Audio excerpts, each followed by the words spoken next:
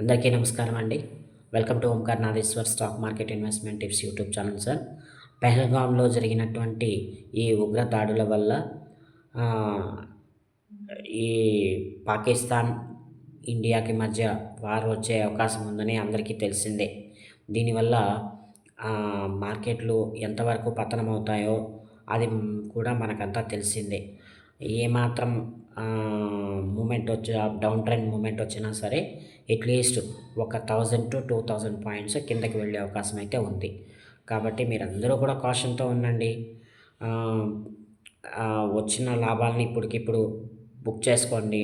తర్వాత సంగతి తర్వాత ఆలోచించుకుందాం. సో, ఎందుకంటే రాబోయే రోజుల్లో చాలా భీకరంగా మార్కెట్లు ఉండబోతున్నాయండి. ఎయిదర్ అది అప్ సైడ్‌కి కావచ్చు, లేకపోతే డౌన్ ట్రెండ్‌కి కావచ్చు. డౌన్ ట్రెండ్‌కి వెళ్ళాలంటే షార్ట్ వీడియోలు నేను చెప్తున్న అనాలిసిస్ ఏంటి అంటే down trend point of view చూడాలంటే 22,000, అప్ ట్రెండ్ మూమెంట్ చూడాలంటే 28,000 సార్. ఇంత భీకరమైన మూమెంట్ అనేది ఉండబోతోంది స్టాక్ మార్కెట్‌లో. కాబట్టి మీరందరూ కూడా జాగ్రత్తగా ఉండండి.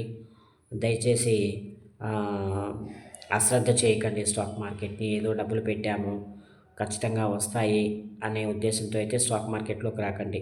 ముఖ్యంగా నిఫ్టీ, బ్యాంక్ నిఫ్టీలు ఈ టైంలో చేయడం అంత కరెక్ట్ కాదండి. నా ఉద్దేశం ప్రకారం నేను చెప్తున్నాను. సో, కాబట్టి మీరందరూ కూడా కాషన్‌తో ఉండండి. లైక్, షేర్, కామెంట్, సబ్స్క్రైబ్ చేయడం మర్చిపోకండి నా వీడియోని.